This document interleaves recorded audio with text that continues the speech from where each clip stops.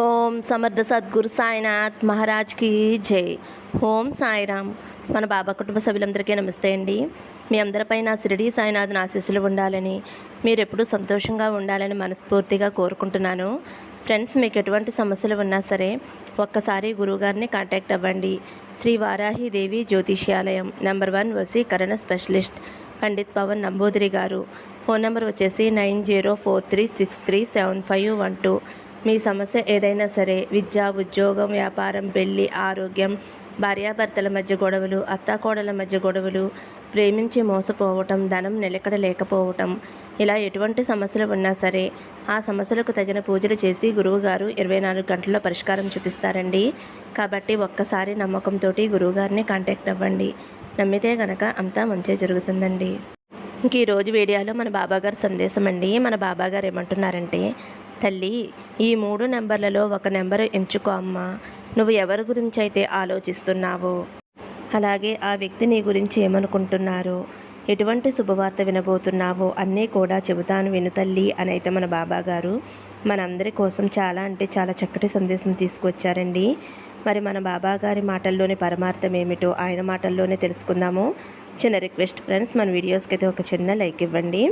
Thumbnail చూశారు కదండి, 3 numbers ఉన్నాయి కదా, 3, 6, 9. మీరైతే బాబాగారిని స్మరిస్తూ ఒక నెంబర్ మనసులో అనుకోండి. ముందుగా అయితే 3 నెంబర్ తాకిన వారి గురించి అయితే మన బాబాగారు ఇలా చెబుతున్నారండి. 3వ నెంబర్ తాకిన నా బిడ్డ ఎవరైతే ఉన్నారో, తల్లి, నువ్వు ఇష్టపడిన వ్యక్తి నువ్వు చాలా లాంగ్ డిస్టెన్స్లో ఉన్నారమ్మా. మీ ఇద్దరి మధ్యలో ఏదో దూరం అయితే వచ్చింది తల్లి.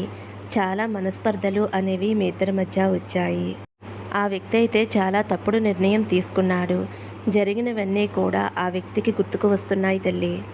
ఆ వ్యక్తి అయితే ఇప్పుడు నీ దగ్గరికి రావాలి అని కోరుకుంటున్నారు.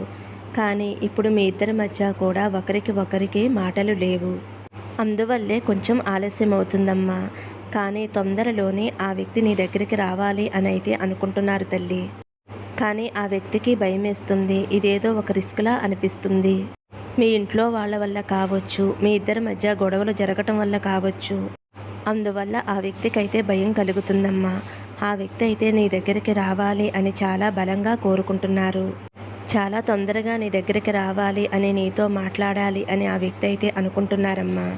ఇద్దరి మధ్య ఎంత దూరం వచ్చినా ఆ వ్యక్తి అయితే నిన్ను కలవాలి అని కోరుకుంటున్నారు.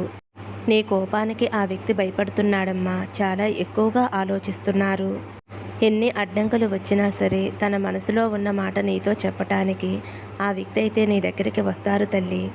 ఆ వ్యక్తి అయితే ఎక్కువగా నీ గురించే ఆలోచిస్తూ నిన్ను ఒక స్పెషల్గా భావిస్తున్నారు. మీరు ఆ వ్యక్తికి చూపించిన ప్రేమ అయితే వచ్చే జన్మలో కూడా తిరిగి ఇవ్వలేనంత ప్రేమనైతే ఆ వ్యక్తి మీద చూపించారు. ఆ వ్యక్తికి అయితే చాలా ప్రేమను ఇచ్చావమ్మా. కానీ తిరిగి ఆ వ్యక్తి నుండి ఎటువంటి ప్రేమ కూడా పొందలేదు. ఇప్పుడైతే ఆ వ్యక్తి నిన్ను చాలా ఇష్టపడుతున్నారు. తన మనసులో ఇదే కోరుకుంటున్నారు. ఎప్పుడు నీతో మాట్లాడాలా, ఎప్పుడెప్పుడు నీ దగ్గరికి రావాలా అని కోరుకుంటున్నారు. కానీ నీకు కోపం ఎక్కువగా ఉండటం వలన అతను భయపడుతున్నాడమ్మా. తల్లి, నువ్వు కొంచెం కోపం తగ్గించుకుని శాంతంగా ఉంటే నీ బంధం అనేది బలపడుతుంది అని అయితే నేను చెబుతున్నాను తల్లి. మీ ఇద్దరికీ మంచి టైం అనేది అతి కొద్ది రోజుల్లోనే వస్తుందమ్మా.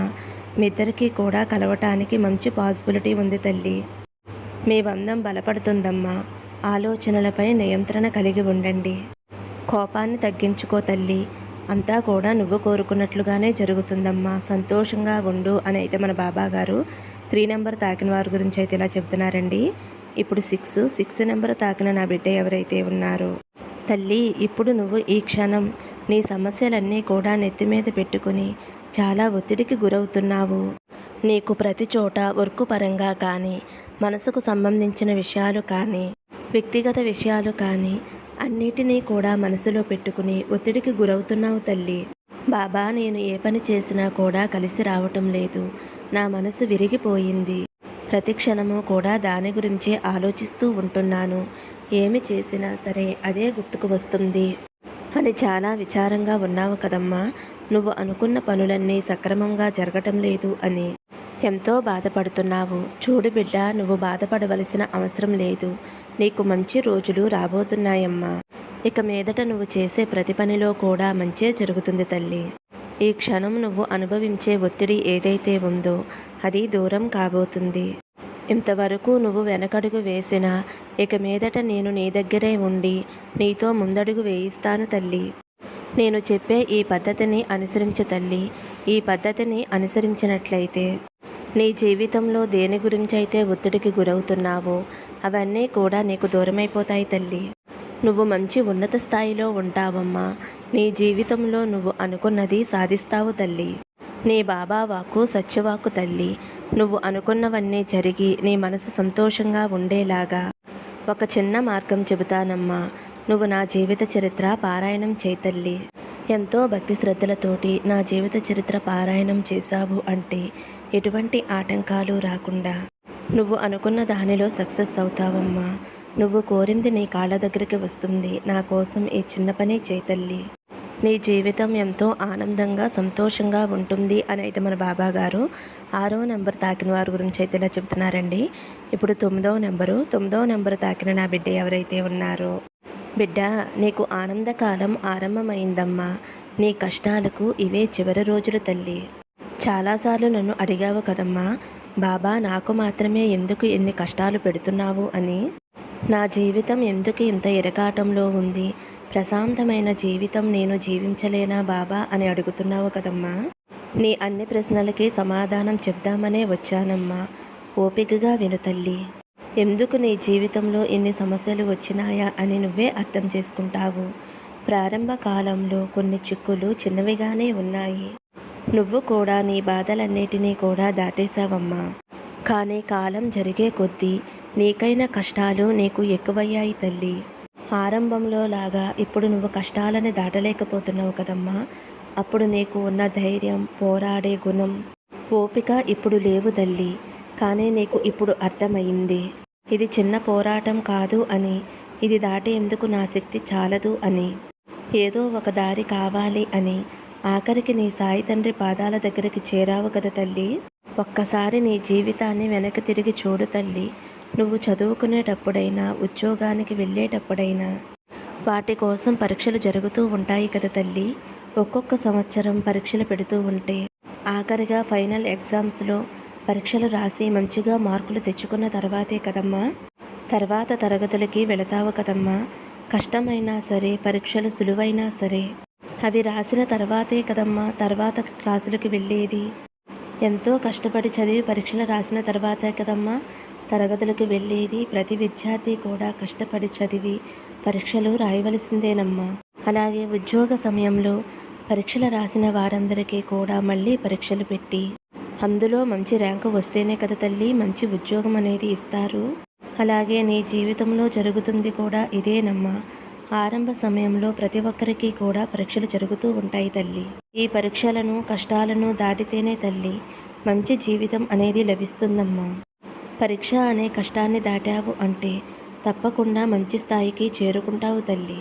నువ్వు భయపడవద్దమ్మా, ఆందోళన పడవద్దు. సమస్య లేని జీవితం ఎవరికీ ఉండదు తల్లి.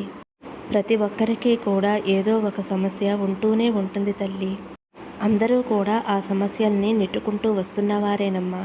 వారు ఎంతో ధైర్యంగా, మంచి ఆలోచనలతోటి ముందడుగు వేస్తున్నారు. అలాగే నువ్వు కూడా తల్లి చక్కగా, ధైర్యంగా, మంచి ఆలోచనలతోటి, నా మీద నమ్మకంతో ముందు అడుగు వేయమ్మా. అప్పుడు నీకు అంతా మంచి జరుగుతుంది తల్లి. ప్రతి క్షణము నన్ను ఆరాధిస్తూనే ఉంటావు, నా నామజపం చేస్తూనే ఉంటావు. అటువంటి నీకు ఇకపై ఎటువంటి కష్టమూ రాదమ్మా. నీ జీవితం అంతా కూడా ఆనందకరంగా ఉంటుంది తల్లి. ఇకపై అన్నీ శుభవార్తలే వింటావమ్మా. నీ జీవితంలో శుభగడియలు ఆరంభమయ్యాయి. సంతోషంగా ఉండు తల్లి.